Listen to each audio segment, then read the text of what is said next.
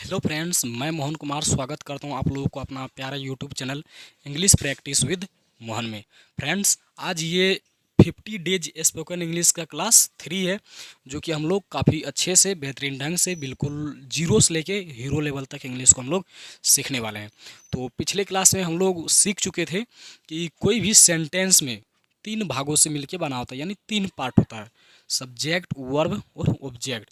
तो हम पिछले क्लास में जान रहे थे सब्जेक्ट और ऑब्जेक्ट के बारे में। कोई भी सब्जेक्ट या फिर ऑब्जेक्ट नॉर्मली एक नाउन होता है या फिर एक प्रनाउन। तो नाउन एक नेमिंग वर्ड होता है और प्रनाउन काफ़ी सारा होता है।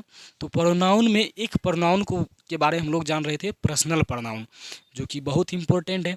और पर्सनल प्रनाउन का हिंदी भी हम लिखाए थे और उसका केस भी बताए थे कि कहाँ पे हम आई का यूज करेंगे, कहाँ पे माई का करेंगे, कहाँ पे माइन का करेंगे, कहाँ पे मी का यूज करेंगे। वो सभी लिख के हम जो है आप लोगों को याद करने के लिए दिए थे। लेकिन आज उसी कॉन्सेप्ट को और भी अच्छा समझने के लिए कुछ एग्जाम्पल लेते हैं, ताकि सभी कॉन्सेप्ट को जो हम लोग काफ़ी बेहतरीन ढंग से समझ पाएँ। तो चलिए हम लोग बिना टाइम वेस्ट की आज की क्लास को स्टार्ट करते हैं, और आप लोग उम्मीद करते हैं कि वो सभी कैस को आप याद कर लिए होंगे। तो जैसे हम एक छोटा सेंटेंस लिखते हैं पहले, आई या फिर मे और गो, आई गो या फिर मी गो, एक छोटा सेंटेंस है। भले ही अभी इसका हिंदी मीनिंग पता हो या फिर ना हो, कोई दिक्कत नहीं है, इसी को हम लोग आगे जानेंगे काफ़ी अच्छे से। लेकिन जितना अभी हम बताए हैं उतना बताइएगा कि सब्जेक्टिव केस का यूज हमेशा सब्जेक्ट की जगह पर यूज करते हैं और ऑब्जेक्टिव केस का यूज हमेशा ऑब्जेक्ट की जगह पर यूज करते हैं। और पहचानते कैसे? वर्ब और प्रीपोजिशन से पहले सब्जेक्ट, वर्ब और प्रीपोजिशन के बाद ऑब्जेक्ट। और पॉजेसिव केस में दो था, पॉजेसिव एडजेक्टिव और पॉजेसिव प्रनाउन। पॉजेसिव एडजेक्टिव के बाद हमेशा एक नाउन आता है और पॉजेसिव प्रनाउन के बाद कभी भी नाउन नहीं आता है, सिर्फ इतना याद रखना है।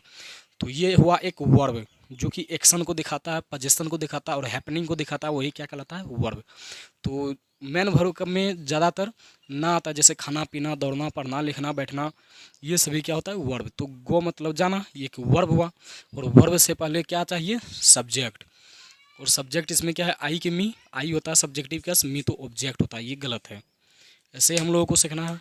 उसके बाद अगर हम दूसरा सेंटेंस लिखते हैं, ही या फिर हिम, उसके बाद हेल्प्स मी या फिर आई या फिर माई, यहाँ पे माइन फ्रेंड्स। क्या लिखा है यहाँ पे? ही सही होगा या फिर हिम, हेल्प्स मी सही होगा, या आई या फिर माइन फ्रेंड्स। तो आप लोगों को इसमें बताना है। तो चलिए हम बताते हैं। एक पहले हमें वर्ब को ढूंढना है, ये होता है वर्ब, और वर्ब से पहले सब्जेक्ट, और ही सब्जेक्ट है ना कि हिम। वर्ब के बाद हमेशा ऑब्जेक्ट, और मी ऑब्जेक्ट है ना कि आई।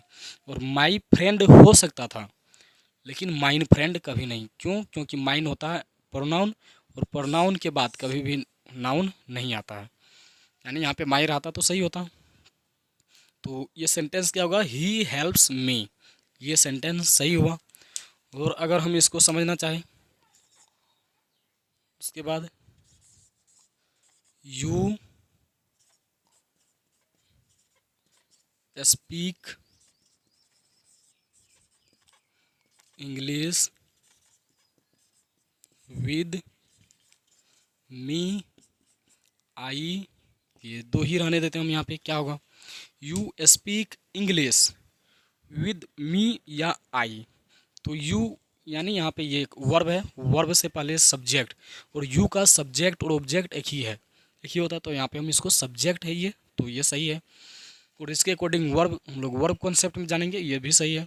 उसके बाद इंग्लिश, और विद हम बोले थे प्रीपोजिशन होता है, और प्रीपोजिशन के बाद नॉर्मली ऑब्जेक्ट आता है, प्रीपोजिशन के बाद हमेशा सब्जेक्ट। तो जब ये प्रीपोजिशन आया, प्रीपोजिशन के बाद क्या चाहिए? ऑब्जेक्ट। ऑब्जेक्ट इसमें मी है ना कि आई। ऐसे हम लोगों को सीखना है। उसके बाद और हम बोले my friend play cricket, cricket यहाँ पे लिखते हैं, क्रिकेट विद हिम या फिर सी या ही, इतना ही रहने देते हैं। अब माई फ्रेंड तो हो सकता है, क्या यहाँ पे हम माइंड फ्रेंड लिख सकते थे? अगर यहाँ पे हम माइंड फ्रेंड लिख देते हैं तो क्या ये सही होता? नहीं होता। क्यों? क्योंकि हम लोग जानते हैं माई के बाद नाउन आता है, ना कि माइंड के बाद, ये गलत होता। उसके बाद इसमें क्या होगा? विद एक प्रीपोजिशन है, प्रीपोजिशन के बाद हमेशा ऑब्जेक्ट सही होगा, ही सब्जेक्ट है। तो उम्मीद करते हैं कि ये सभी कॉन्सेप्ट को जो है आप लोग काफ़ी अच्छे से समझ गए होंगे, जो कि हम कल भी बताए थे, और यहाँ पे हम कुछ एग्जाम्पल दे दिए ताकि और भी अच्छे से समझ जाए। तो एग्जाम्पल देने के लिए हम तो कई सलाह दे सकते हैं, लेकिन ये वीडियो जो है काफ़ी लंबी हो जाएगी, जो कि मुझे अपलोड करने में दिक्कत होता है। तो इतना काफ़ी है। वैसे हम आगे अगर सेंटेंस को बनाते चलेंगे ना, वहाँ पे आप लोगों को क्लियर हो जाएगा।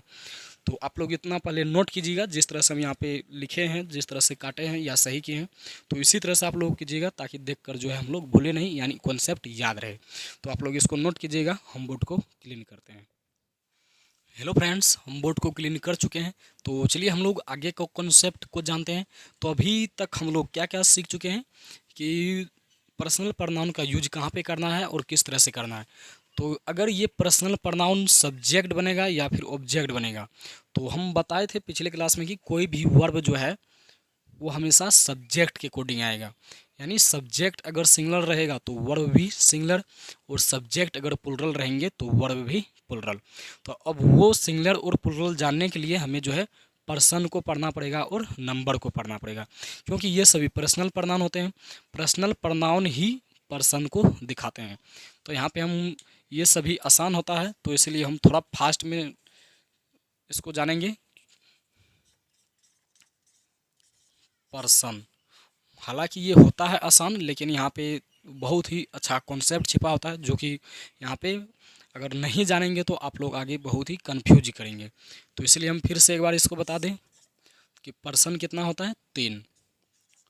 क्या सब होता है? फर्स्ट पर्सन, उसके बाद सेकेंड पर्सन, उसके बाद थर्ड पर्सन। और फर्स्ट पर्सन में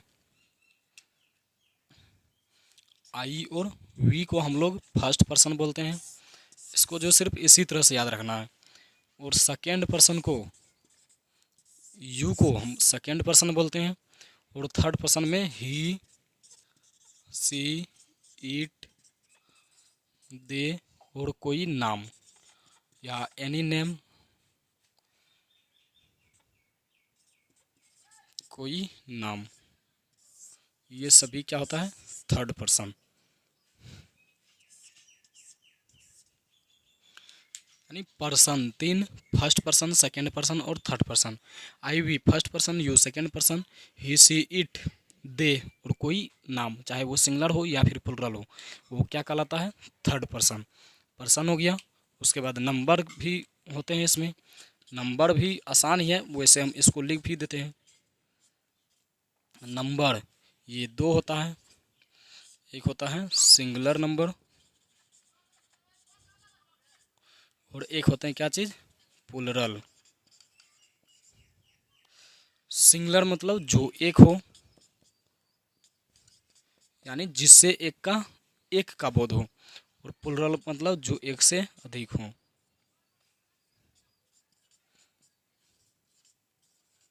जो एक से अधिक हो वो क्या होता है? प्लुरल।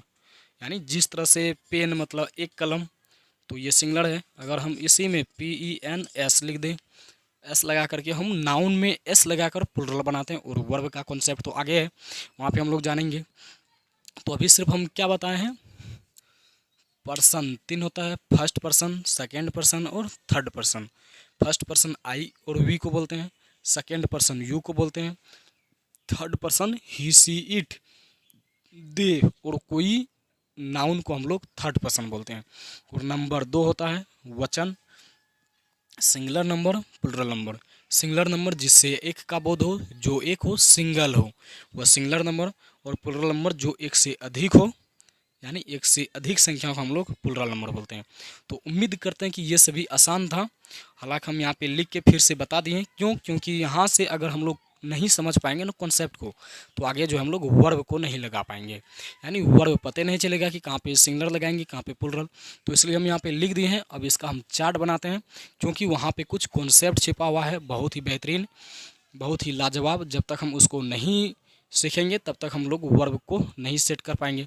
अगर वर्ब हम नहीं लगा पाए तो कोई भी सेंटेंस सही सही नहीं बना पाएंगे। अगर कोई सेंटेंस नहीं बना पाए तो कोई भी यानी इंग्लिश को हम लोग सीख ही नहीं पाएंगे, समझ ही नहीं पाएंगे। तो हम लोग बिल्कुल बेसिक से कहे हैं तो बिल्कुल बेसिक से ही जानेंगे, कोई भी चीज़ को हम छोड़ेंगे नहीं। तो उम्मीद करते हैं कि आप लोग ये समझ गए होंगे। तो इसको ये नोट कीजिए, हम बोर्ड को क्लीन करते हैं। हेलो फ्रेंड्स, हम बोर्ड को क्लीन कर चुके हैं। तो चलिए हम लोग आगे का कॉन्सेप्ट जानते हैं। तो जैसे कि हम लोग जाने थे कि नंबर 2 होता है और पर्सन 3 होता है। सिंगुलर नंबर, प्लुरल नंबर और person 3, first person, second person और थर्ड पर्सन। तो फिर से हम वही चार्ट बनाएंगे नंबर और पर्सन दोनों का। क्योंकि यहाँ पे हमें जो है कॉन्सेप्ट को सीखना है, कोई भी सेंटेंस को, यहाँ तक कि इंग्लिश को आसान करना है, तो इसीलिए ये ज़रूरी है। तो हम यहाँ पे पर्सन लिखते हैं फिर से। तो हम थोड़ा नीचे लिखते हैं, उधर नहीं तो ये ऊपर सट जाता। तो एक होता है पर्सन, तो पर्सन होता है कितना, 3, फर्स्ट, सेकेंड और थर्ड, ये पर्सन होता है 3 गो। उसके बाद एक होते हैं क्या चीज़, नंबर, और नंबर कितना होता है, 2। एक तो होता है सिंगुलर नंबर और एक होते हैं प्लुरल नंबर। तो हम इसी को ऐसे भी कर देते हैं,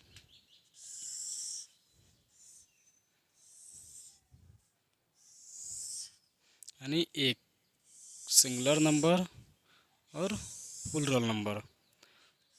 तो इसको ऐसे कर दें, ये बन गया नंबर और पर्सन का चार्ट। इधर पर्सन, इधर singular number, plural number, first person, second person और थर्ड पर्सन।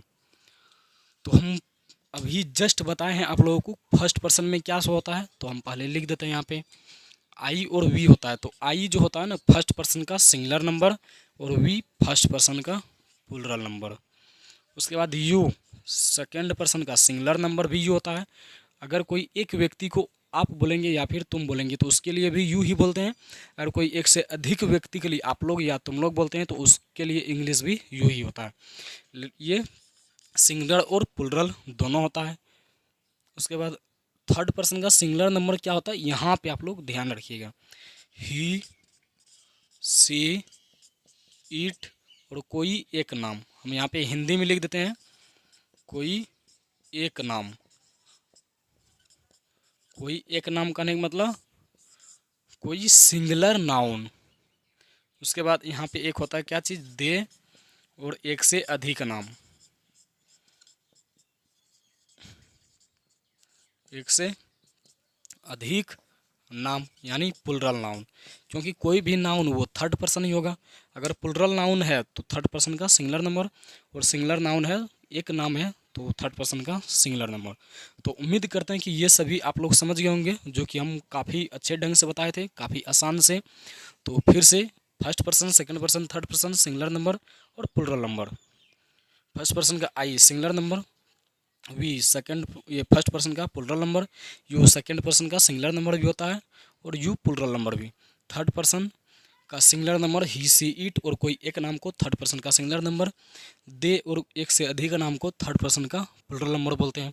लेकिन हम फिर से ये क्यों लिखे, हम ये तो पहले भी बता चुके थे, पहले ही बताए थे यहाँ पे लिख कर। तो यहाँ पे सिर्फ आप लोगों को ये याद रखना है, थर्ड पर्सन के सिंगुलर नंबर के साथ, यानी पर्सन थर्ड सिंगुलर नंबर तो क्या है, ही, सी, इट और कोई एक नाम के साथ हमेशा, हम यहाँ पे नीचे में लिख देते हैं, हमेशा सिंगुलर, एसएल मतलब सिंगुलर वर्ब का प्रयोग करते हैं,